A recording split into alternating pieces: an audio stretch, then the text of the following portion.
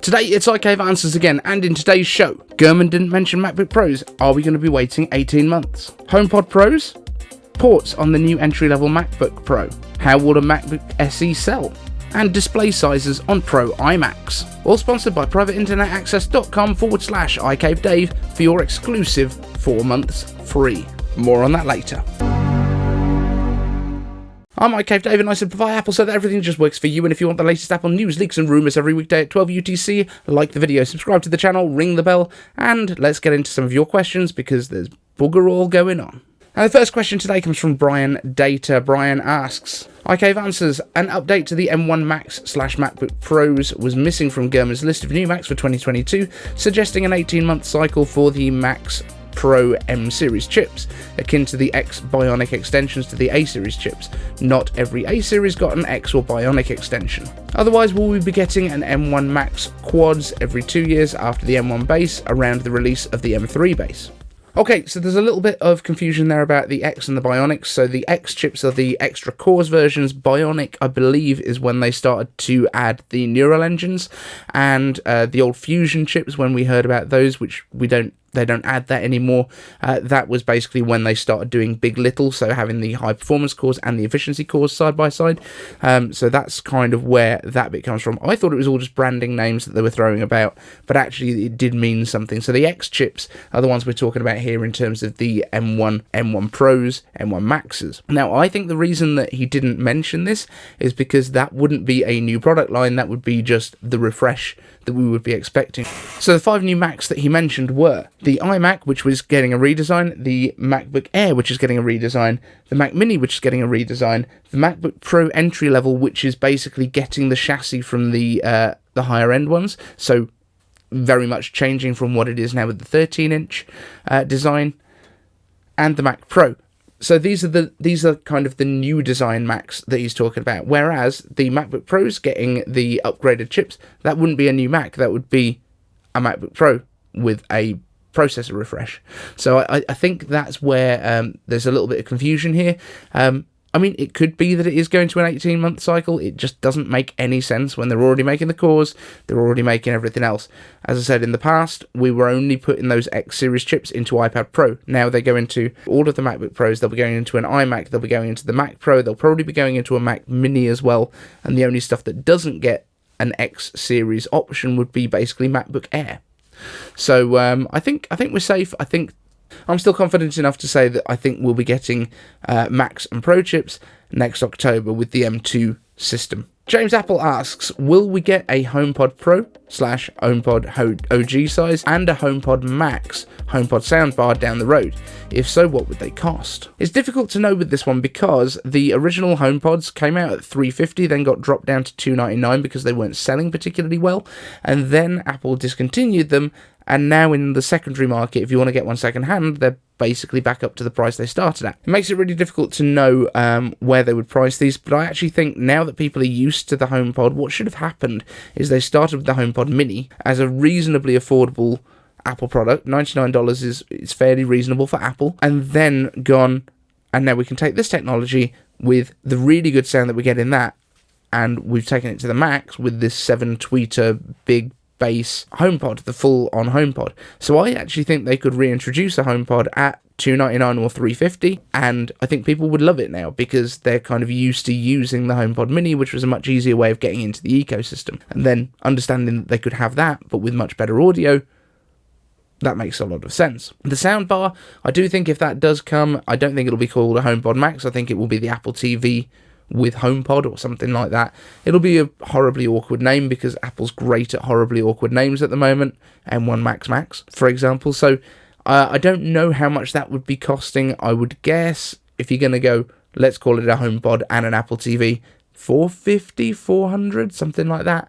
I think it's probably going to price a lot of people out, but also high quality soundbars are in that kind of territory anyway. James Apple also asks, how much ports will the entry-level MacBook Pro have? I can see 2 USB 4 ports, HDMI mini LED display and an SD card slot. And will the entry-level MacBook Pro get a notch? So these were 2 separate questions, but easy enough to combine them because I think that the entry-level MacBook Pro will get exactly the same as the current MacBook Pro has. So it will get the mini LED display, the XDR display basically with the ProMotion. It will get the notch. It will get all the same ports because it's going to be the same body. They're going to just use the same body that they already have. The only thing that might be different is that one of those Thunderbolt ports might be a USB-C port instead of Thunderbolt, which is fine because you can still use it for displays, you can still use it for pretty much anything, but it's possible that the M2 chip won't be able to support 2 Thunderbolt ports as well as a third Thunderbolt port. It could basically be using USB-C instead, because we already know that the M1 chip at the moment can support 2 Thunderbolt ports and USB-C and HDMI, because that's what we get on the Mac Mini. On the iMac, you basically get the 2 Thunderbolts and 2 USB-C ports, so you've got the bandwidth to do that. And on the subject of the notch, yeah, if it's using the same display and it's using the same cameras and the same chassis, of course it will. Next up, Len Adams asks, iCave answers, how many MacBook SEs will it sell, if it's even going to be a thing? And we don't particularly know. It might not even be that it's called a MacBook SE. It could well be that it's just the current MacBook Air that stays around with an M1 inside. I think it will have that lower price point, maybe around about $800, maybe $850. That would make sense to me. And I think it will sell like absolute hotcakes. It will be the best-selling Mac that you can buy. Doug Willis asks, iCave answers, I find it hard to believe that Apple's next iMac Pro will only be 27 inches. I have used a 32-inch display for years and there is no way I could go back to 27 inches, no matter how good it is. If they release just an updated 27-inch iMac as the new iMac Pro, then okay, but don't call it a Pro. For that, they need to release a larger display like 34 or 36 inches. 27-inch displays were good 10 years ago, but not now. We've already heard from Ross Displayman that 27-inch iMac is coming. We don't know, though, that is the Pro. We don't know that it's going to be called iMac Pro. I don't think they're going to call it a Pro. I honestly think that the reason they've got rid of the iMac Pro from their lineup as it was is because they weren't going to bring back an iMac Pro. I thought they were just going to bring back the iMac. Because, as I've said in the past, iMac Pro as a name doesn't necessarily make any sense. The I at the beginning of the names, when Steve kind of revamped the whole system, anything with an I at the beginning was a consumer product, anything with power in it was a Pro product. So you had your iMacs and your iBooks, and then you had your PowerBooks and your PowerMacs. So that was how it worked. So making an iMac Pro doesn't really make any sense if you kind of go back to kind of Apple first principles, if you like. But that being said, the iMac is being used by professionals all over the place. To be honest, the 27-inch display is pretty massive. It feels really big, and I say that as someone who uses two 40-inch TVs as my displays. I do think that there will be a bigger one, and I think that that will come maybe a little bit later. Maybe this will come at WWDC. I think the 27-inch that's on the way now will basically have up to an M1 Pro and an M1 Max inside it, and then an iMac Pro as such will come out later, and that will probably contain the dual M1 Pros, just like the Mac Pro, which will have a dual and a quad option. That would be my guess. And yeah, I think that could go to a larger display. I think 32 to 34 inches is probably most likely. And that's going to be pretty big, especially as it's probably going to be 6K as well. So even though the physical display is smaller than you're used to, you will get more stuff on it because it's 6K.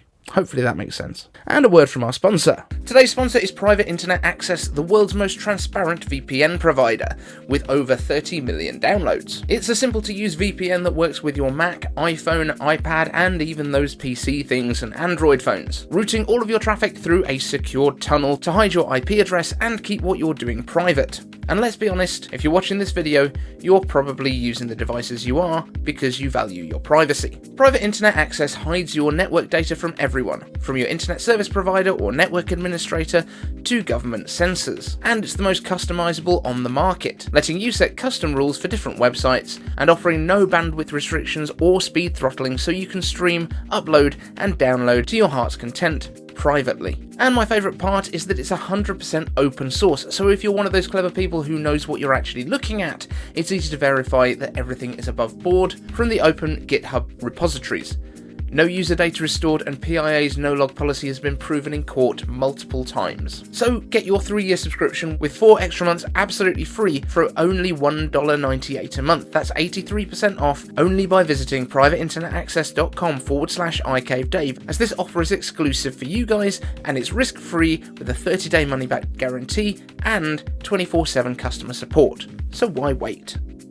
But anyway, guys, that's it for this show. Thank you so much for watching. If you want to get a question answered in a future show, whether it's the main news show that we normally do or a dedicated iCave Answers, let me know down in the comments with hashtag iCave Answers and you'll get your answer. Thanks so much for watching, and we'll see you in the next one.